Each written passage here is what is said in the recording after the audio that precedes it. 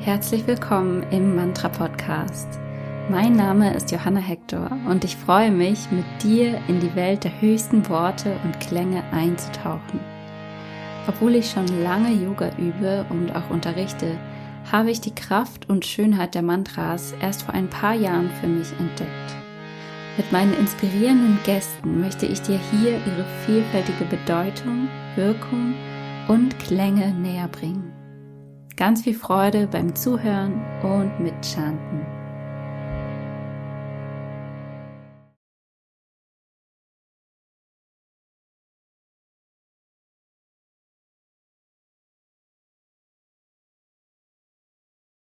Kendy Gable is a vocal coach, doula, and singer-songwriter. She has been singing for over 30 years and has been teaching people of all singing experiences for the past 10 years. She guides people on their singing journey to release the voice to its utmost potential. She believes that when we expand the possibilities of the voice, we expand the possibilities of our own lives as well. Welcome, Kendy, to the Mantra Podcast. I'm so happy to have you here. Thank you. It's so good to be here. Good to see you and hear you. Wonderful. Yeah, let's start right away with my first question, which is, what inspires or moves you these days? Beautiful question. I'm feeling very inspired by stories, and stories are also songs, and how they're woven into our lives. And the stories that we tell ourselves, the stories that we hear, and how we can change those stories. We're living in such a time of information with everything at our fingertips. And so I think it's also important to be very, being very choosy of the stories that you choose to tell, the stories that you choose to listen to and embody. But I'm feeling, very moved by the stories that are just continuously weaving through our lives as a collective society, humanity, but also our own lives. And it's definitely showing up in my work in so many different ways, whether it's my singer-songwriter work, the work that I do with pregnancy and also postnatal, as well as, the majority of my work is with open voice, with the holistic singing. And there's stories that are expansive and stories that are limiting, and I just am feeling really interested and inspired by this part of humanity at the moment. Oh, wow. Yeah. Thank you. That's right. Actually, our whole life consists of stories, right? Like stories we tell ourselves, we tell each other, how we make sense of life. Yeah. Wow. Beautiful. Yeah. Maybe would you like to also add something about yourself? Like after the introduction I gave about you? Yes, which thank you for that introduction. So beautiful. I guess a little bit more about me is I'm living at the moment in Berlin for about 7 years. And I originally come from the United States. Pennsylvania is where my family is. It's beautiful to be here in Germany. And also going back to the stories, is my family comes from here, but a very long time ago. So we're talking about 200 years, 250 years. They immigrated to the United States quite early. But it's lovely to be on this land where my roots are, maybe, are part of my roots. And raising my children here and hearing them speaking German, and just also, again, this story and how the story is unfolding my story, my ancestors' story, and how coming back. And so that's a part of my life, of my location, and how I'm feeling connected to this land and this place where I'm living. Yeah, that's, I think, a very good start. I mean, I love teaching singing here and teaching vocal work here in Germany and in Berlin. My life is just one international world. I had a workshop the other night, and it was just felt like people were from everywhere. And it's really lovely to be in this place, to feel these different energies, hear these different voices and different accents, and to see how, when we all come together and sing, how powerful that is and how connected that is. So that's also another, I guess, driver of my work at the moment too. So yeah, I could tell you many stories about myself, but if people are interested, you can we'll hopefully come to more stories a bit later. Yeah.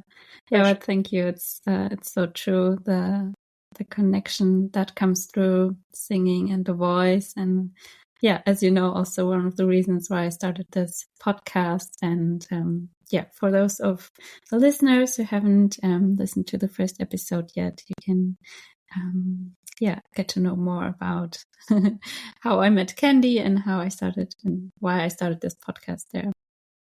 Yeah, right. Then let's move on to the mantra that you are bringing to us today. Which one is it, and what is the meaning of the mantra? Om Mani Padme Hum. And this is a mantra for compassion. And it's a mantra I cannot remember when I first learned it or who taught it to me. I've been trying to think of this answer, but it was one of the first mantras that I ever learned and that I had ever sung. And I felt very connected to it. It's beautiful. The words Om Mani Padme Hum, they feel so open, but yet so gentle at the same time. And in a direct translation, of course, the words can be translated in many ways. And so I actually have two sources of their translation. And so often when we sing mantras, I think what's so beautiful about their power is that even if you don't know the meaning, you feel the meaning. And this is something I think with a lot of the ancient songs that have remained and have been given to us. It's that way that, even if you don't know the exact meaning of these words, you feel them. And that's part of their power. But for those of us who love to know what things mean, which I'm one of them, Om, of course, is such a sacred syllable, the sound of all things. Mani, actually I have two different translations, and I love both of them. And I think you can even think beyond the words to connect them. It's quite philosophical.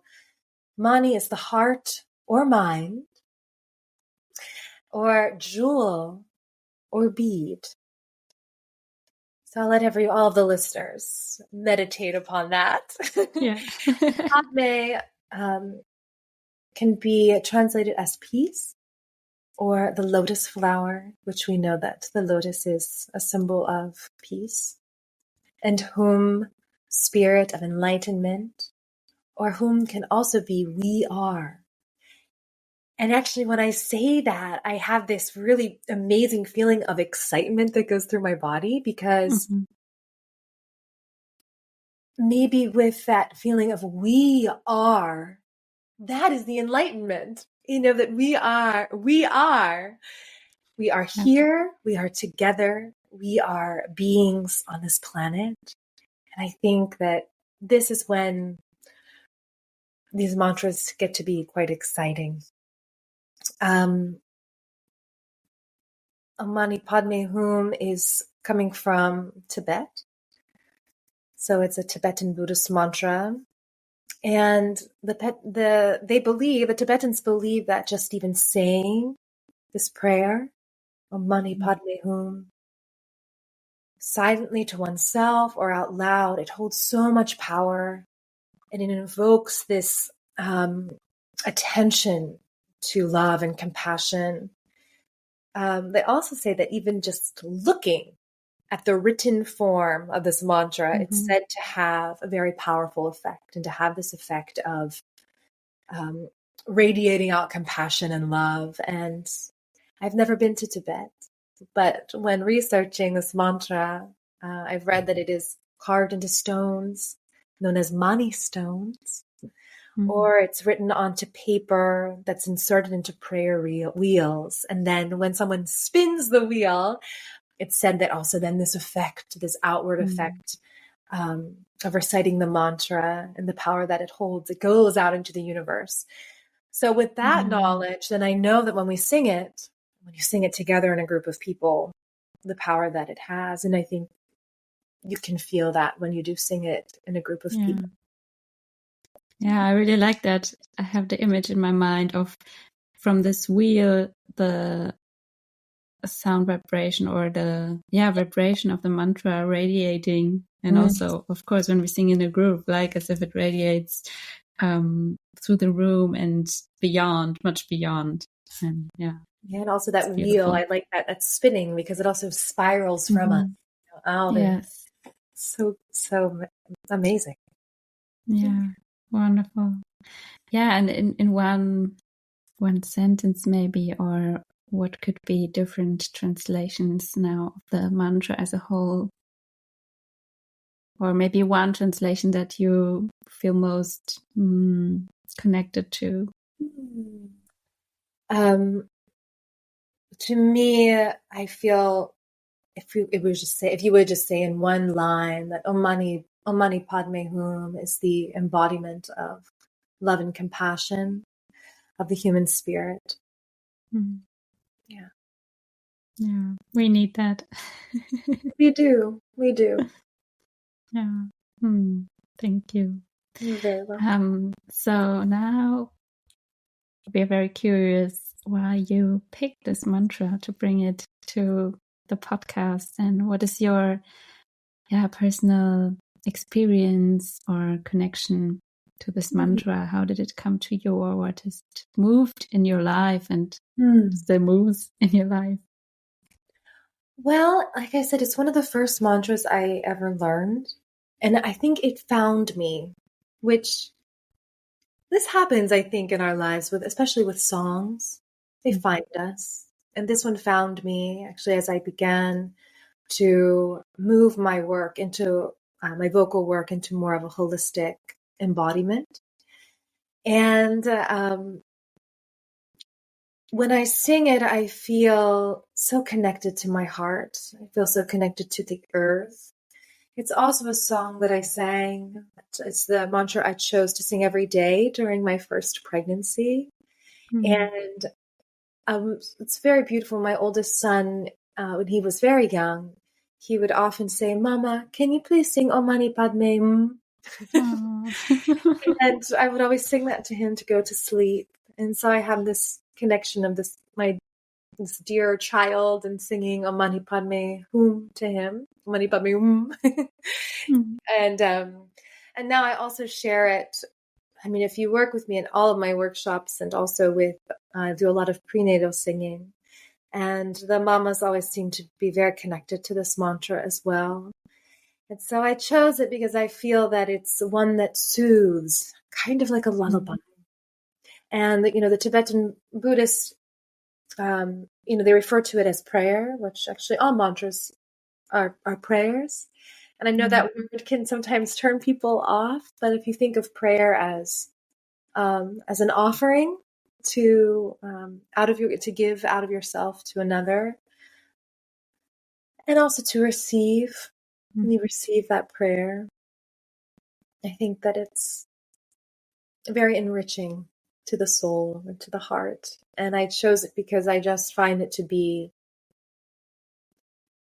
the mantra I connect most authentically with, that I feel the most deeply when I sing it. And it's just so beautiful. And I think we also, like you said before, the world needs to have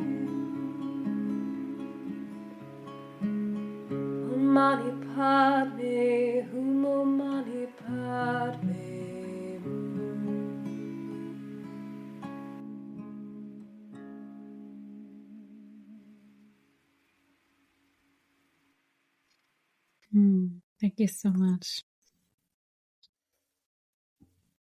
I always love to keep a few moments of silence just after the mantra to absorb the effect, the sound. That moment of integration, that moment of the void.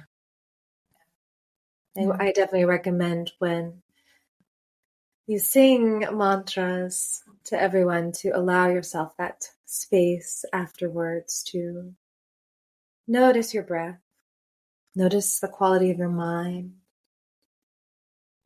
notice how you notice these things, and also to give reverence to the song and the words and the meaning. Yeah. I'm sure we all feel more compassionate now and more loving. I definitely do. I hope so. Yeah. Okay. Do you currently have a spiritual practice? And if yes, how does it look like? And how are mantras part of it or part of your daily life? Singing is definitely my main spiritual practice for sure. Also, giving gratefulness is a very big part of my day. Gardening is a spiritual practice for me. I love to touch the earth and to tend to the earth. Mantras come to me. I'm very lucky because I sing them in my work. So my work is also this spiritual practice. So I'm very lucky. I always begin my day with a song. Depends on who wakes up first, my children or I, on which song that is.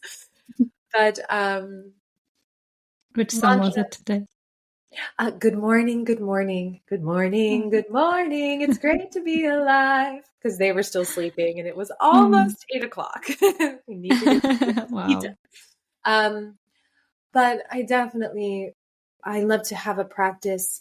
I love to do yoga, of course. That's part of, I would love to do it every day. I'm aiming to do it every day. And then following the practice, having that moment for humming, connection, and then singing a mantra, whether it's Om Mani Padme Hum or another very powerful, simple mantra. I love to hand over heart, hand over my solar plexus and sacral chakra, that area, to also check in with my breath and breathe in this beautiful air and sit with the sound of my voice and the sound of these mantras and their power. I try to weave the spirituality throughout my day. Then it keeps me in awe of what's around me. I think that's the practice of awe and the practice of noticing beauty and honoring the small miracles that are around us every day. I think it's helps me to stay sane and helps me to stay, to keep honoring this earth that we're living in these times too. Yeah. Yeah, I think it's so important. And I think mantras are such a good tool, if we want to call them like that, to remember this and remind ourselves by just Definitely singing or repeating those words. This is such an exciting podcast because you're going to give people so many different mantras and tools for, do they want to radiate compassion? Then sing Om Mani Padme Hum, or the mantras for tuning into your mantras for manifestation, for balance, for transformation. I mean, it's an incredible resource. Mantras for healing. It's an incredible resource that we have. And we don't need anything. We have it within us. It's like always available to us. Yeah, it's so wonderful. Yeah. Okay, one last question. We're already slowly closing. What is one word that our world needs the most right now?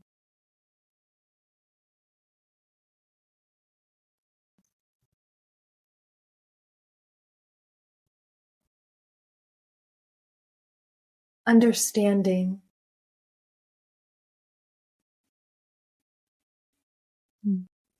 There's 1,000 words in my head, but that one just kept pushing forward. Mm-hmm. Understand. Yeah. Thank you. You're welcome. Thank you so much. I could go on talking to you forever. But yeah, I'm sure everybody could go on listening forever. So for the people who would love to get in touch with you, maybe join one of your workshops or just follow your work. How can we find you? You and can where? find me on Instagram at Open Voice Berlin. And then that is also my website, openvoiceberlin.com. My name, Kendy Gable. You can also find me there for mostly with more of my artistic projects, but it's also a way you can find the singing healing work. And here in Berlin, there's always workshops and seminars. And of course, in November, a treat for everyone is a retreat that I get to share with you, yoga, cacao, and sound. And so that's also, I think, would be a very beautiful introduction to mantras and feeling their power as well with this retreat that we will do together. Yeah, I can't wait for it. Yes. Especially also because, right, the movement and breath is so supportive, or so such a good preparation for singing. And yes, they all work very well together. Right. But even for those of you who are maybe not able to come to Germany or Europe, there's also a lot of online opportunities when you go to my website. And you can always send me an email at hello@openvoiceberlin.com if you're interested in the work. And I'm very happy to share with you the offerings that I have. Yes, I can totally recommend also joining the online sessions. I have been an online student of Kendy, and it's really wonderful. Thank you. Okay. Yeah. Is there anything else you would like to say or add? Just thank you very much for having me, Johanna, and thank you to all who are listening. And I hope that singing finds you, especially in mantra form, to feel the resonance of your own voice and the power of these ancient songs. Yeah. Thank you so much, Kendy, for your time, for your voice, and for all the work that you do. And so empowering, and brings so much love and joy to this world. So thank you so much. Thank you, dear Johanna. And I'm sure you will be back on the podcast. I hope so. Thank you. Vielen, vielen Dank dir fürs Zuhören. Wenn dir die Folge gefallen hat und du den Podcast unterstützen möchtest, dann abonniere ihn gerne und schreibe mir eine positive Bewertung. Du kannst mir auch auf Social Media folgen und dort einen Kommentar unter dem Post zu dieser Folge hinterlassen. Schreib mir auch gerne deine Wünsche für Mantras, die du gerne hier im Podcast vorgestellt haben möchtest. Und natürlich kannst du dich auch für meinen Newsletter anmelden und somit immer als Erste von meinen aktuellen Terminen, Retreats und Podcast-Folgen erfahren. Bis ganz bald zur nächsten Folge. Deine Johanna.